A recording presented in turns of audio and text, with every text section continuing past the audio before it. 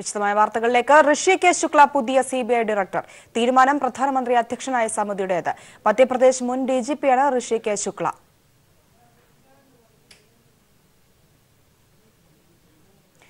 വിവരങ്ങളുമായി ശരത് ചേരുകയാണ്. ശരത്, വിശദാംശങ്ങൾ. പ്രിയ, CBI ഡയറക്ടർ സ്ഥാനത്തേക്ക് ഉയർന്നു കേട്ട പ്രധാനപ്പെട്ട ആളുകളുടെ എല്ലാം തന്നെ പേരുകളെ മറികടന്നുകൊണ്ടാണ് ഋഷികുമാർ ശുക്ലയെ ഇപ്പോൾ CBI ഡയറക്ടർ സ്ഥാനത്തേക്ക് നിയമിച്ചിരിക്കുന്നത്. അലോക് വർമ്മയെ പുറത്താക്കിയ ജനുവരി 10 മുതൽ ഒഴിഞ്ഞു കിടക്കുന്ന ഈ ഒരു ഡയറക്ടർ സ്ഥാനത്തേക്ക് പ്രധാനമന്ത്രി അധ്യക്ഷനായ സെലക്ഷൻ കമ്മിറ്റി അദ്ദേഹത്തെ ശുപാർശ ചെയ്യുകയായിരുന്നു. ശുപാർശയ്ക്ക് പിന്നാലെ തന്നെ കേന്ദ്ര ക്യാബിനറ്റ് നിയമന കമ്മിറ്റിയുടെ സെക്രട്ടറി ഉത്തരവും പുറത്തിറക്കി. 1993 മധ്യപ്രദേശ് കേഡർ ഉദ്യോഗസ്ഥനായ ശുക്ലയെ 2 വർഷത്തേക്കാണ് CBI ഡയറക്ടർ സ്ഥാനത്തേക്ക് നിയമിച്ചിരിക്കുന്നത്. നിയമനം ഉടൻ വേണം, ഡയറക്ടറുടെ നിയമനം ഉടൻ വേണമെന്ന് സുപ്രീം കോടതി നിർദ്ദേശിച്ചതിന് തൊട്ടു പിന്നാലെയാണ് ഇത്തരമൊരു തീരുമാനം ഉണ്ടായിരിക്കുന്നത്. അടുത്തിടെ മധ്യപ്രദേശിലെ കോൺഗ്രസ് സർക്കാരുമായി ഇടഞ്ഞതിനെ തുടർന്ന് മധ്യപ്രദേശ് DGP സ്ഥാനത്ത് നിന്നും ഋഷികുമാർ ശുക്ലയെ മാറ്റിയിരുന്നു. 1983, 1984 IPS ബാച്ചിലെ ഏതാണ്ട് 80ഓളം ഉദ്യോഗസ്ഥരെയാണ് ഡയറക്ടർ സ്ഥാനത്തേക്ക് പരിഗണിച്ചിരുന്നത്. ഇതിന് ഏറ്റവും ഒടുവിലാണ് ഇപ്പോൾ ഋഷികുമാർ ശുക്ലയെ ഡയറക്ടറായി നിയമിച്ചിരിക്കുന്നത്. ഇടക്കാല ഡയറക്ടറായിരുന്ന നാഗേശ്വർ റാവുവിൽ നിന്നും ശുക്ല ഉടൻ തന്നെ ഈ ഒരു ചുമതല ഏറ്റെടുക്കും. നേരത്തെ മുൻ CBI ഡയറക്ടർ അലോക് കുമാർ വർമ്മയും അതുപോലെ ഡെപ്യൂട്ടി ഡയറക്ടറായ രാകേഷ് അസ്താനയും തമ്മിൽ പരസ്യമായ അധികാര വടംവലി നടന്നിരുന്നു CBIയിൽ. അതേപോലെ തന്നെ അലോക് വർമ്മയെ പുറത്താക്കിക്കൊണ്ട് കേന്ദ്ര സർക്കാർ CBIയിൽ ഒരു ഇടപെടൽ നടത്തിയിരുന്നു. ഇടക്കാല ഡയറക്ടർ നാഗേശ്വർ റാവു സ്ഥലംമാറ്റ ഉത്തരവുകൾ നടത്തിക്കൊണ്ട് വിവാദത്തിലാവുന്ന സാഹചര്യങ്ങളുണ്ടായിരുന്നു. ഈ രീതിയിൽ കഴിഞ്ഞ മാസങ്ങളിലൊക്കെ തന്നെ വലിയ ഒരു വിവാദ വിഷയമായിരുന്നു CBI. ഈ ഒരു പശ്ചാത്തലത്തിൽ ഈ വിവാദങ്ങളിലൂടെ CBIക്ക് നഷ്ടമായ പ്രതിച്ഛായയും വിശ്വാസ്യതയും ഒക്കെ തന്നെ തിരികെ പിടിക്കുക എന്ന വേറെ വലിയ ഒരു കടമ്പ തന്നെയാണ് ഋഷികുമാർ ശുക്ലയ്ക്ക് മുന്നിൽ ഉള്ളത്. അതുപോലെ തന്നെ CBIയുടെ പരിഗണനയിൽ ഏറെ രാഷ്ട്രീയ പ്രാധാന്യമുള്ള അഗസ്റ്റ വെസ്റ്റ്ലാൻഡ് ഇടപാട്, 2G സ്പെക്ട്രം അഴിമതി, കൽക്കരി അഴിമതി, ഉത്തർപ്രദേശിലെ ഖനി അഴിമതി, P ചിദംബരത്തിനെതിരായ എയർസെൽ മാക്സിസ് കേസ് ഉൾപ്പെടെയുള്ളവയൊക്കെ തന്നെയുണ്ട്. ഈ കേസുകളിലൊക്കെ തന്നെ അദ്ദേഹം എന്ത് നിലപാട് സ്വീകരിക്കുമെന്നത് അദ്ദേഹത്തിന്റെ വിശ്വാസ്യതയുടെ അളവുകോൽ കൂടിയാകുമെന്ന് തന്നെയാണ് വിലയിരുത്തേണ്ടത്. പ്രിയ, ശരി, വിവരങ്ങളാണ് ശരത് നൽകിയത്. ഭീമ കൊറേഗാവ് സംഘർഷത്തിന്റെ പേരിൽ അറസ്റ്റ് ചെയ്ത പ്രമുഖ ദളിത് മാർക്സിസ്റ്റ് ചിന്തകൻ ആനന്ദ് തെൽതുംദയെ വിട്ടയച്ചു. സുപ്രീം കോടതി ഉത്തരവ് മറികടന്നുള്ള അറസ്റ്റ് നിയമവിരുദ്ധമെന്ന് വ്യക്തമാക്കി പൂനെ കോടതി തെൽതുംദയെ വിട്ടയക്കാൻ ഉത്തരവിടുകയായിരുന്നു. ഇന്ന് പുലർച്ചെയായിരുന്നു തെൽതുംദയെ പൂനെ പോലീസ് അറസ്റ്റ് ചെയ്തത്. നേരത്തെ അറസ്റ്റിനെതിരെ CPIM-ഉം വിവിധ മനുഷ്യാവകാശ സംഘടനകളും രംഗത്തെത്തിയിരുന്നു. ഫെബ്രുവരി 11 വരെ അറസ്റ്റിന് സുപ്രീം കോടതി വിലക്ക് നിലനിൽക്കെ ഇപ്പോഴത്തെ അറസ്റ്റ് നിയമവിരുദ്ധമെന്ന് കണ്ടെത്തിയാണ് പ്രമുഖ ദളിത് മാർക്സിസ്റ്റ് ചിന്തകൻ ആനന്ദ് തെൽതുംദയെ ഉടൻ വിട്ടയക്കാൻ കോടതി ഉത്തരവിട്ടത്. ഉത്തരവിന് പിന്നാലെ പൂനെ പോലീസ് തെൽതുംദയെ വിട്ടയക്കുകയും ചെയ്തു. അറസ്റ്റ് നിയമപരമല്ലെന്നും ഫെബ്രുവരി 11 വരെ അറസ്റ്റ് പാടില്ലെന്നും പൂനെ പ്രത്യേക കോടതി ഉത്തരവിൽ വ്യക്തമാക്കി. ഭീമ കൊറേഗാവ് സംഘർഷത്തിനിടയാക്കിയ 2017 എൽഗർ പരിഷത്ത് യോഗവുമായി ബന്ധമുണ്ടെന്നാരോപിച്ച് ഇന്ന് പുലർച്ചെ മുംബൈ വിമാനത്താവളത്തിൽ വെച്ചായിരുന്നു തെൽതുംദയെ അറസ്റ്റ് ചെയ്തത്. നിരോധിത സംഘടനയായ CPI മാവോയിസ്റ്റുമായി ബന്ധമുണ്ടെന്ന് തെളിയിക്കുന്ന രേഖകളുണ്ടെന്നും അന്വേഷണം നിർണായക ഘട്ടത്തിലാണെന്നും കഴിഞ്ഞ ദിവസം തെൽതുംദയുടെ ജാമ്യാപേക്ഷ നിരസിച്ച് കോടതി നിരീക്ഷിച്ചിരുന്നു. ഇതിന് പിന്നാലെയായിരുന്നു അറസ്റ്റ്.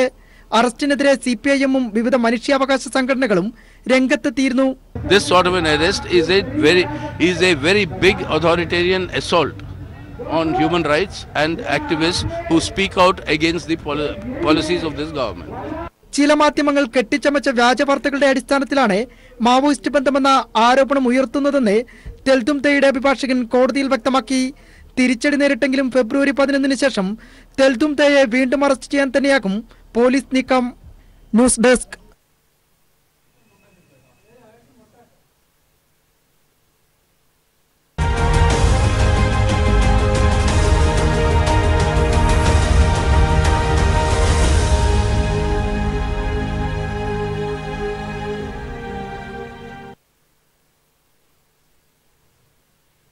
മുസ്ലിം ലീഗ് ഉന്നതാധികാര സമിതി യോഗത്തിന് തൊട്ടുമുൻപ് KPCC അധ്യക്ഷൻ പാണക്കാട്ടെത്തി സമവായ ശ്രമം.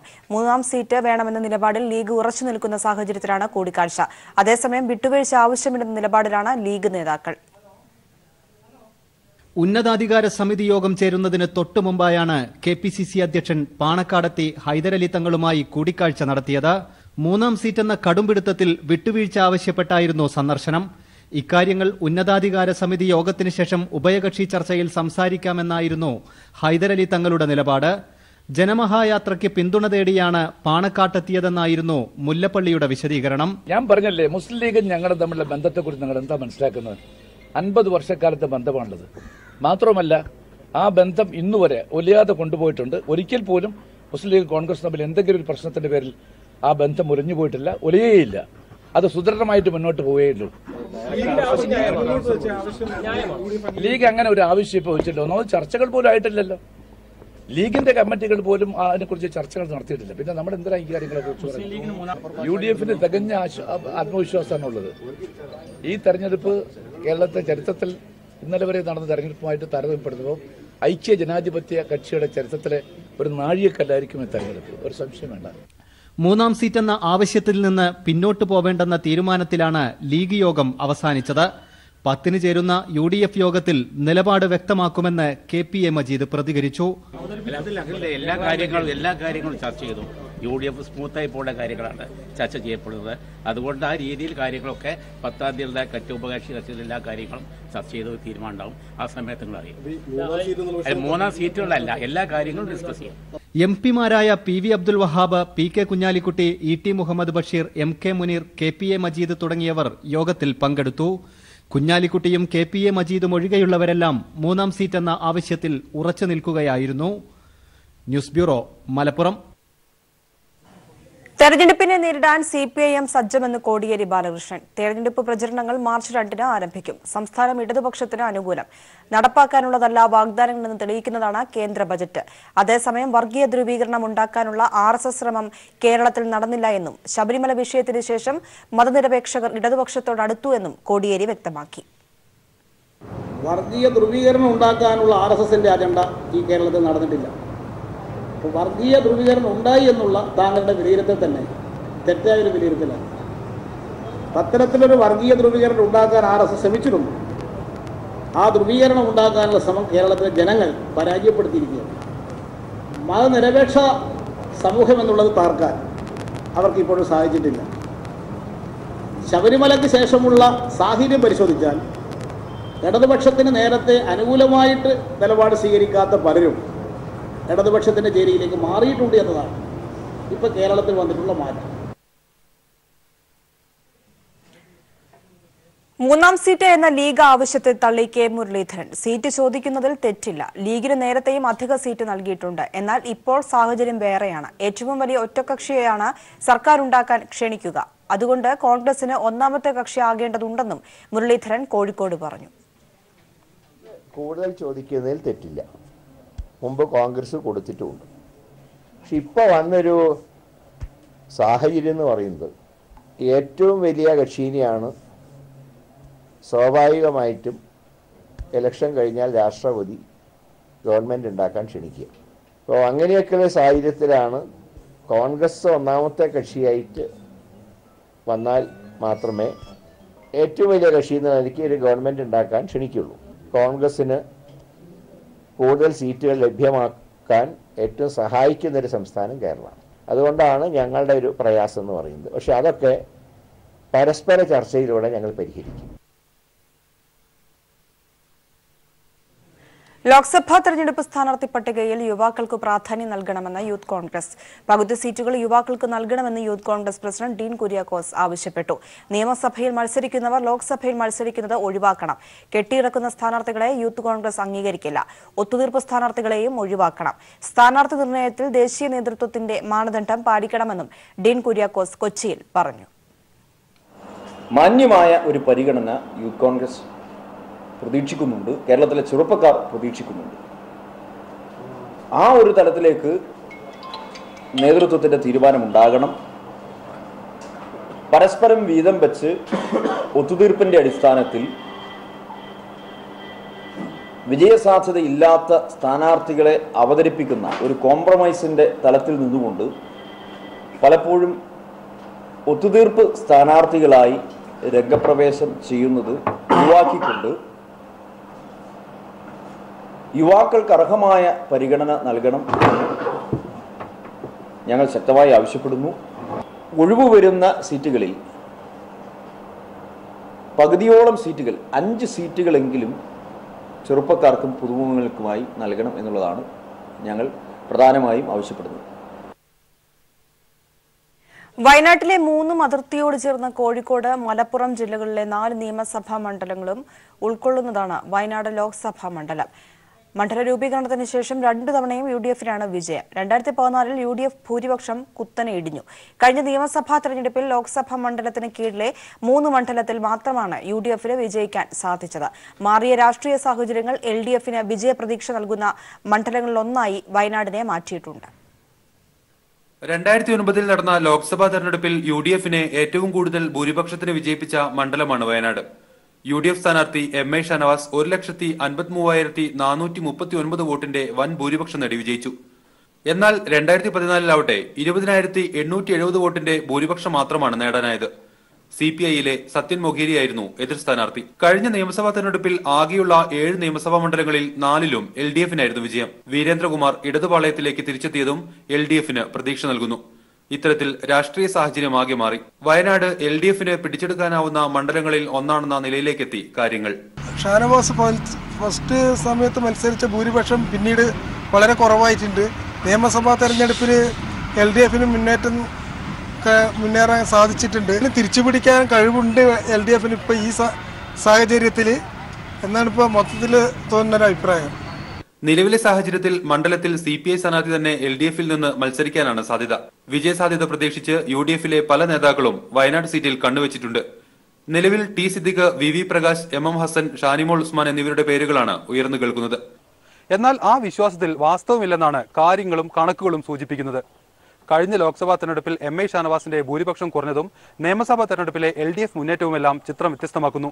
അതുകൊണ്ട് തന്നെ ലോക്സഭാ തെരഞ്ഞെടുപ്പിൽ സ്ഥാനാർത്ഥി നിർണയം മുതൽ എല്ലാം നിർണായകമായേക്കാവുന്ന കടുത്ത മത്സരം തന്നെയാണ് വയനാട്ടിൽ നടക്കുക. കഴിഞ്ഞ തെരഞ്ഞെടുപ്പിൽ UDF-ന്റെ ഭൂരിപക്ഷം കുറയ്ക്കാൻ സാധിച്ച ആത്മവിശ്വാസത്തിലും ശക്തമായ സ്ഥാനാർത്ഥി നിർണയത്തിലൂടെയും വിജയം തന്നെ ലക്ഷ്യമാക്കിയാണ് LDF മത്സരത്തിനിറങ്ങുന്നത്. നിലവിൽ 13,06,141 വോട്ടർമാരാണ് മണ്ഡലത്തിലുള്ളത്. അനൂപ് കയാർ, വയനാട്. ഇടതുമുന്നണി ജനങ്ങൾക്ക് നൽകിയ വാഗ്ദാനങ്ങൾ പാലിച്ചതാണ് ഇത്തവണത്തെ സംസ്ഥാന ബജറ്റിൽ കണ്ടതെന്ന് മുഖ്യമന്ത്രി പിണറായി വിജയൻ. BJP-യുടെ വാഗ്ദാനങ്ങളൊന്നും നടപ്പിലാക്കില്ല. കാർഷിക മേഖലയ്ക്ക് നൽകിയ ഉറപ്പുകളൊന്നും കേന്ദ്ര ബജറ്റിൽ ഇല്ലെന്നും മുഖ്യമന്ത്രി കൊല്ലത്ത് പറഞ്ഞു. കൂടുതൽ വിവരങ്ങളുമായി രാജ്കുമാർ ചേരുകയാണ്. രാജ്കുമാർ, എന്തെല്ലാം കാര്യങ്ങളാണ് മുഖ്യമന്ത്രി പറഞ്ഞിരിക്കുന്നത്? പ്രിയ, ഇത് മാത്രമല്ല അദ്ദേഹം ഇതിൽ ഒരു ചൂണ്ടിക്കാട്ടിയത് ശബരിമലയുടെ പേരിൽ വിവാദങ്ങൾ സൃഷ്ടിച്ച് സർക്കാർ നടപ്പിലാക്കുന്ന വികസന പദ്ധതികൾ അട്ടിമറിക്കാമെന്ന് ആരും കരുതേണ്ട എന്നുള്ള മുന്നറിയിപ്പ് അദ്ദേഹം നൽകി.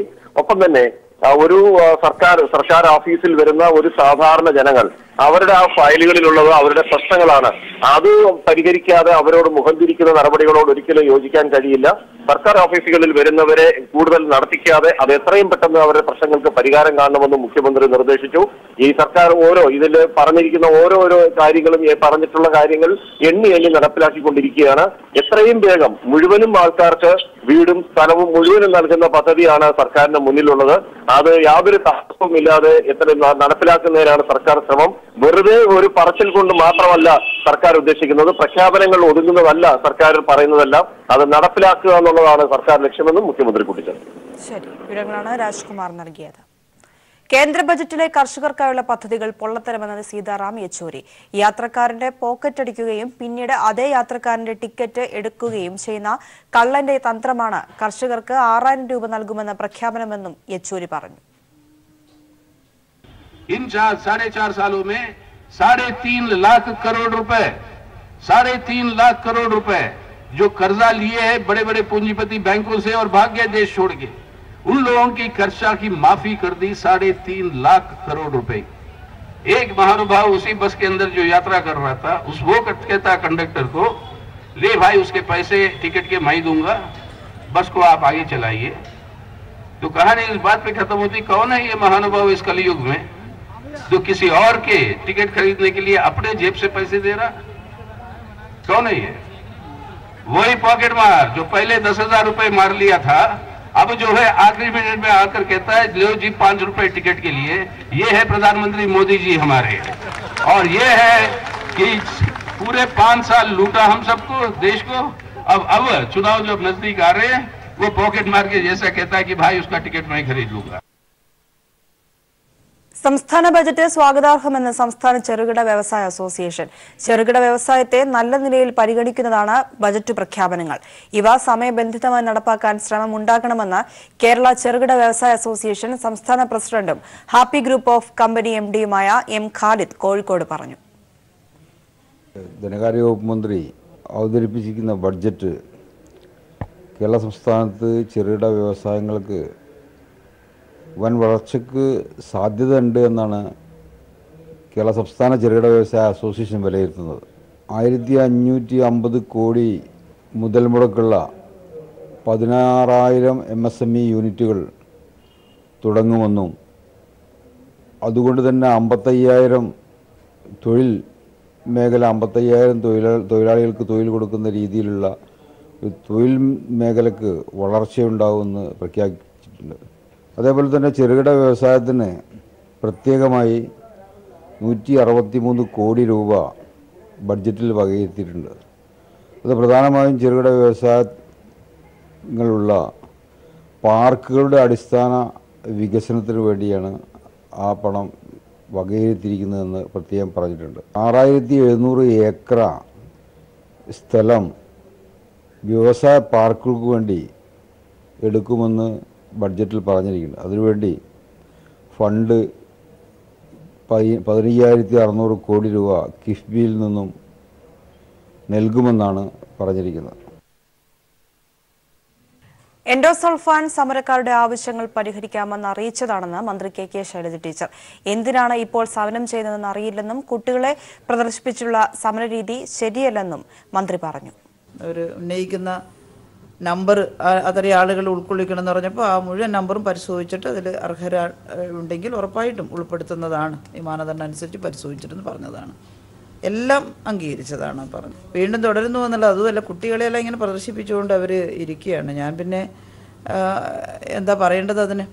പിന്നെ ഈ പറഞ്ഞ പോലെ അവിടെ കൊണ്ടുപോയി ഇവിടെ ഈ വന്നിട്ട് കുട്ടികളെ പ്രദർശിപ്പിച്ചിട്ട് സമരം ചെയ്യുന്നവർ, ആ കുട്ടികൾ ആരെങ്കിലും, അവിടെ ഇരിക്കുന്ന കുട്ടികൾ ആരെങ്കിലും ഈ സ്കീമിൽ ഉൾപ്പെട്ടിട്ടുള്ളവരല്ലെങ്കിൽ അവരെ ഞങ്ങൾ പരിശോധിച്ചിട്ട് ഈ സ്കീമിൽ ഉൾപ്പെടുത്തേണ്ടവരാണെങ്കിൽ ഉറപ്പായിട്ട് ഉൾപ്പെടുത്തുന്നതാണ് പറഞ്ഞത്.